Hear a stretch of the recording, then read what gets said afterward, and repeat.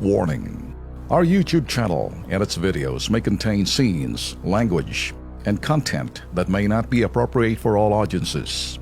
These videos include surveillance footage, undercover pursuit of suspects, actual police and rescue operations, and fearless confrontations. If you do not approve of the content, please do not watch our videos. If you wish to continue, we strongly advise that you proceed with caution. Viewers' discretion is advised. Lumalala na raw ang nangyayaring nakawan sa isang subdivision sa barangay Salawag, Dasmariñas, Cavite. Pero Homeowners Association at pamunuan ng barangay, wala raw aksyong ginagawa.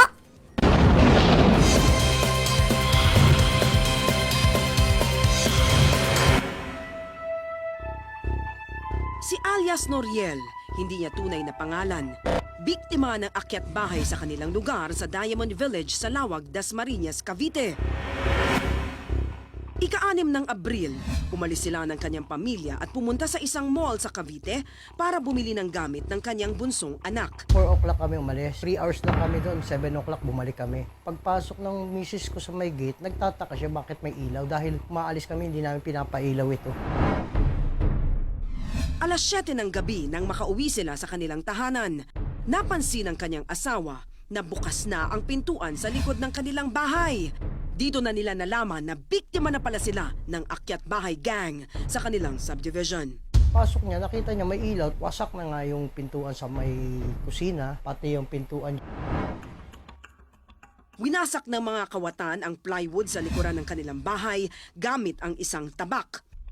Nang makapasok daw ang mga kawatan, dito na nalimas ang kanilang mga gadget, pera at alahas na nagkakahalaga ng 30,000 piso. Yung notepad ng anak ko, iPhone, 4 na cellphone, alahas ni misis, tapos pera ko na worth 10,000. Basta malaki na wala sa akin. Dagdag pa sa kanyang sama ng loob ang kawalang aksyon ng kinauukulan sa nagaganap na nakawan sa kanilang lugar. Iba rito kasi ayaw na magano sa barangay dahil wala naman nangyayari. Isa pa sa biktima ng mga kawatan ang bahay ni Peter.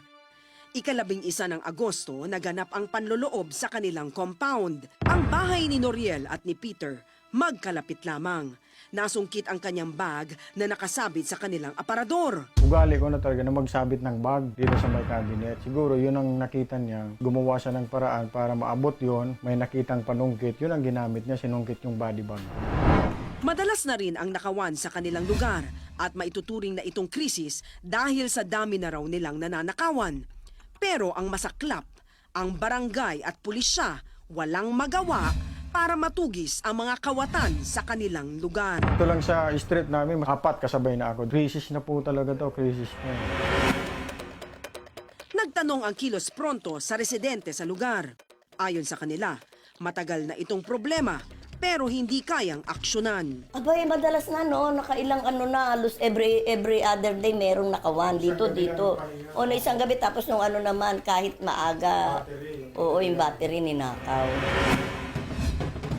Mabilis pa sa kidlat na pinuntahan ng Kilos Pronto team ang opisina ni Barangay Kapitan Enrico Paredes ng Barangay Salawag. Pero si Kapitan mukhang natutulog sa pansitan at hindi alam ang nakawan na nagaganap sa kanyang nasasakupan. Kung talagang merong insidente ng nakawan, report nila sa barangay o sa ating mga pulis. Eh kung walang report, paano natin malalaman kung di sila nagre-report? Palusot pa ni Kap, dapat daw ay dumiretso na ang mga biktima sa pulisya sa kanilang lugar dahil hindi na daw nila ito sakop. Oh no, kasi pag police matter, pag nakawan, dapat nga hindi nga sa barangay sila nagre-report, dapat nga sa pulis eh. Kapitan Enrico Paredes, hindi ba dapat kayo ang unang umaalalay sa inyong mga nasasakupan? O tamad lang talaga ang inyong mga tauhan, kaya hindi ninyo maaksyonan ang nagaganap na nakawan? Parang nakakainis yung sagot ni Barangay Captain, no? Parang Walang magawa. Parang sinasabi niya na pulis ang dapat ang doon kayo dumulog sa pulis. Eh sir, kayo nga Barangay Captain dapat nga kayong unang gumagalaw diyan. Tapos ituturo mo sa pulis. dapat kayo mag-report sa pulis at tulungan kayo ng pulis, di ba? Oo, parang nagulat pa nga yata si barangay captain sa mga nangyayari. Pero hindi naman tong mga isa o mga dalawa lang, si Peter at si Noriel. Mga magkakapit bahay na. Ilang beses nang naakyat bahay. Naku, paparonda ko yan kay General Bato yung lugar ninyo, ha? Tatawagan ko siya mamaya para magkakaroon po ng action po dyan. Pero sinubukan natin po yung barangay chairman na tawagan, pero ring po ang telepono nila at ayaw sagutin. Tinatawagan po yung barangay, ringing lang, hindi sumasagot. Ito po ay aming tututukan. Panawagan sa barangay at homeowners na higpitan ang seguridad sa subdivision. Yun.